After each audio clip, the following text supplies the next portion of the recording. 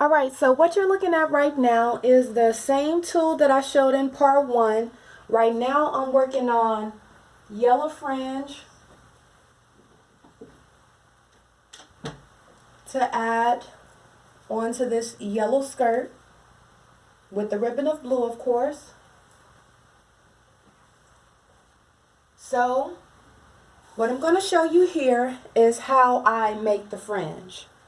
So I have this ball of yarn. I have it doubled. As you can see, this is an acrylic yarn that I got from Walmart in the same color yellow as my skirt.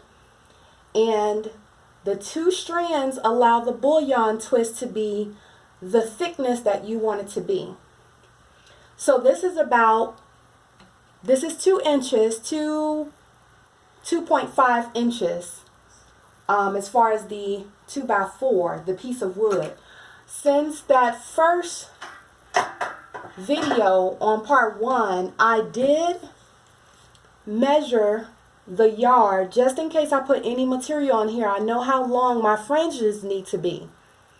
So these fringes, I usually have to take it off and start over from the beginning, comb here going down until I have at least completed enough to do one of my husband's shirts.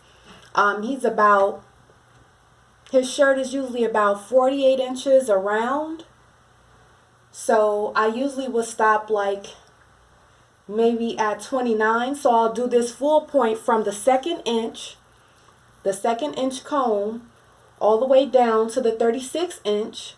And then I'll start again and stop at like 29. So I have excess fringes, which would leave me, when I did one of his last shirts, I had about this much left over. And this is another fringe that I did. And don't mind the buckling, because if you get a steamer, I have a steamer that I use that will lay these fringes down flat and they'll be slick, and nice looking because it's an acrylic yarn. And I'll show you that steamer that I use. You can get that from Walmart as well. It's very cheap. I'll get the amount for it if I can find it. But I'll show you that real quick.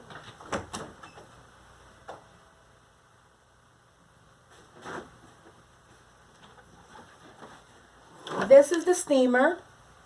It's called Extreme Steam. It's coming out the box, so I guess I might as well show you. And you put water in here. Mind you, it has to be bottled water or distilled water. It cannot be out of the faucet. You'll see the difference when you use it, how it doesn't work perfectly if you're using the bottled water. So if that's not what you want to do, you may want to find a different steamer. But this is a cheap one. It's Conair. It works very well on my skirts. And other material that you don't want to burn with your regular iron, this is perfect. I get it I hang my material, whatever I'm wearing, on the door hanger and get to going. So this is what I do. I take the ball. I normally lick my fingers because the yarn does get to where it's hard to turn in your fingers. So I just twist it and twist it and twist it until it gets very, very tight.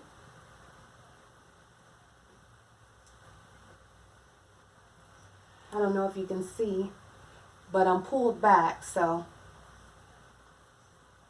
I twist it, and that's okay. If it pops off, you don't want it to keep popping off.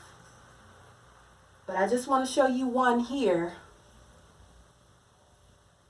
Show you one how I go through the combs to make the fringe. And when they do pop off, I want to show you how that looks. Well, I'll show you in the third part. So I'm just twisting it. And I have my clip here to stop my yarn from unraveling. Remember, you see that? That's how your bullion is going to look. That's how you want it to look. Can you see that? All right. So it was, the yarn's helping me out. My sunshine ray of yarn is helping me out to show you guys what the bullion is going to look like once I start popping them all off.